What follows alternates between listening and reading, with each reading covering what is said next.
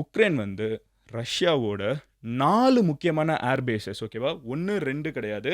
4 முக்கியமான ஏர் bases and அது எவ்வளோ தூரம் உள்ள இருக்குங்கிறத நான் சொல்றேன். பெலாயா அப்படின்னு சொல்லப்படக்கூடிய ஒரு பர்ட்டிகுலர் ஏர் பேஸ். இந்த பெலாயா அப்படின்னு சொல்லப்படக்கூடிய ஏர் பேஸ் வந்து உக்ரைன்ல இருந்து 4700 கிலோமீட்டர் தூரம். அந்த டிஸ்டன்ஸ வந்து நம்ம என்ன சொல்ல பல கண்ட்ரீஸோட மொத்த நீளத்தை விட அதிகம் ஓகேவா? ரஷ்யா வேர்ல்டுலே மிகப்பெரிய கண்ட்ரி. அதுதான் அவங்களோட மிகப்பெரிய அட்வான்டேஜா இருந்துச்சு. அவங்களோட முக்கியமான ஃப்ளைட்ஸ் எல்லாத்தையும் அவங்க நாட்டுல இன்னொரு ஒரு மூலையில நிறுத்தி வைக்கிறது வந்து உலகத்தோட இன்னொரு மூலையில நிறுத்தி வைக்கிற மாதிரி.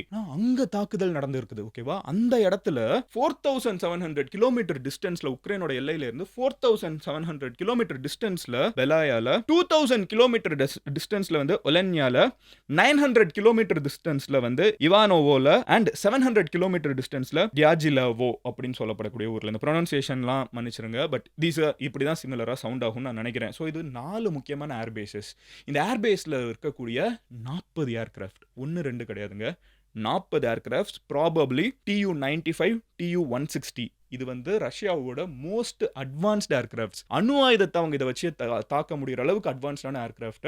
இவ்வளோ நாள் உக்ரைனுக்குள்ள ரொம்ப டீப்பா வந்து அவங்க தாக்குறதுக்கு ஆயுதங்களை, ஏவுகணைகள் எல்லாத்தையுமே வந்து அவங்க யூஸ் பண்ணது இந்த Tu-95, Tu-160 சொல்லப்படக்கூடிய அவங்களோட மோஸ்ட் அட்வான்ஸ்ட் ஏர்கிராஃப்ட்ஸ். அதெல்லாம் அதோட ஹேங்கர்ல, அதோட பேஸ்ல சும்மா நின்றுட்டு இருக்கிறப்போ ட்ரோன்ஸை வச்சு அடிச்சிருக்காங்க. அடிச்சது மட்டும் இல்லாம நிறைய பேர் என்ன சொல்லுவாங்க, இது நடந்திருக்கிறதுக்கான வாய்ப்பு இல்லை அப்படிம்பாங்கல்ல. இன்னைக்கு இருக்கிற மாடர்ன் வார்ஃபேர்ல இதை நம்ப வைக்கிறதுக்கு அடிக்கிற கண்ட்ரியே வீடியோவும் நம்ம ரிலீஸ் பண்ணிடுறோம். நீங்க இந்தியா பாத்தீங்கன்னா பாகிஸ்தான்ல போன டைம் நம்ம பாலக்கோட்ல அடிச்சோன்னு சொன்னப்போ அவங்க ப்ரூஃப் இருக்கான்னு கேட்டாங்க. இந்த தடவை நம்ம அடிச்சோன்னு சொல்றதுக்கு ப்ரூஃபோட எல்லாத்தையும் காமிச்சிட்டு இருக்கோம். இங்க பாரு இந்த பேஸ் இங்க அடிச்சது நூர்கான், இங்க பாரு நாங்க இங்க அடிச்சிருக்கோம் இந்த ஏர் பேஸ் அப்படின்னு சொல்லிட்டு நம்ம ப்ரூஃபோட காமிக்க வேண்டியது இருக்குது. உக்ரைன் என்ன பண்ணிருக்காங்கன்னா ட்விட்டர்ல ப்ரூஃபை போட்டிருக்காங்க ஓகேவா?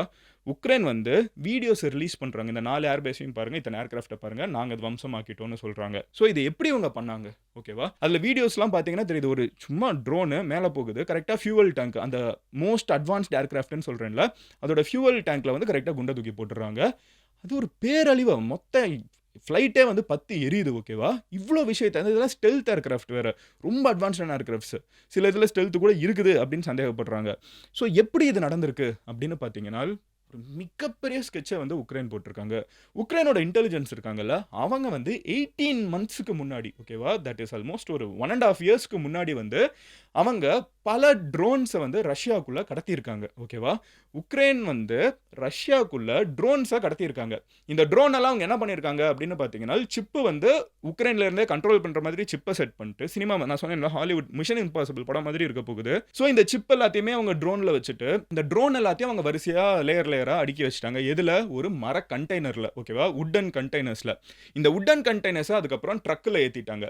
இந்த ட்ரக்ஸ் வந்து 1-2 ட்ரக்ல பல ட்ரக்ஸ் ஓகேவா. இந்த ட்ரக்ஸ் வந்து இவங்களோட டீம், யாரு உக்ரைனோட டீம் வந்து ரஷ்யாவுக்குள்ள ட்ரக்ஸ்ல நிறைய வண்டியை ஃபுல்லா ட்ரோன்ஸ் ஏத்திட்டு இந்த ட்ரக்ஸ் வந்து ரஷ்யாவுக்குள்ள ரொம்ப தூரத்துக்கு சுத்திக்கிட்டே இருக்குது. 1.5 வருஷத்துக்கு இது ரஷ்யாவுக்குள்ள எங்கெல்லாமோ போகுது, நிக்குது, கிளம்புது, மறுபடியும் போகுது, கிளம்புது, இப்படி போய்கிட்டே இருக்குது. 1.5 வருஷம் கழிச்சு கரெக்டா ஏர்பேஸ் கிட்ட போய் இதெல்லாத்தையும் நிறுத்தியிருக்காங்க. நம்மள எல்லாருக்குமே தெரியும், நான் லாஸ்ட் வீக் வந்து ஒரு வீடியோ மேக் பண்ணியிருந்தேன். ரஷ்யா வந்து இதுவரைக்கும் இல்லாத அளவுக்கு ஒரு மிகப்பெரிய தாக்குதலை உக்ரைன் மேல பண்ணியிருக்காங்கன்னு. அதுல நிறைய ட்ரோன்ஸை உள்ளுக்குள்ள அனுப்பிச்சிருக்காங்க, 7 ஏவுகணைகளை உள்ளுக்குள்ள அனுப்பிச்சிருக்காங்க.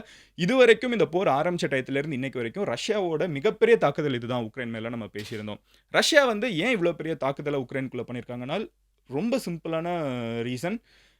அமெரிக்கா வந்து பயங்கரமா இந்த அமைதி பேச்சுவார்த்தைக்கு புஷ் பண்ணிட்டே இருக்காங்க.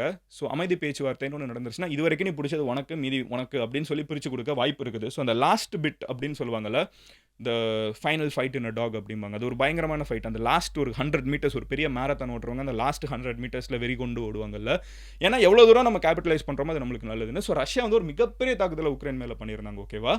அந்த தாக்குதலுக்கு பதிலடியா 18 மாசமா உக்ரைன் காத்துட்டு இருந்திருக்காங்க. உள்ளுக்குள்ள வந்து இந்த ட்ரக் எல்லாம் அங்க இங்கன்னு போய்கிட்டே இருந்திருக்குது. ஃபைனலி இன்னைக்கு இந்த ட்ரக்ஸ் எல்லாத்துல வந்துருது. இந்த யோசிச்சு பாருங்களேன், ஹைவேல நார்மலா போயிட்டு இருந்திருக்கும், நம்ம நார்மல் ட்ரக்குன்னு நினைப்போம். ஆனா உள்ளுக்குள்ள வந்து இந்த ட்ரோன்ஸ் எல்லாம் ரஷ்யால இருந்திருக்குது.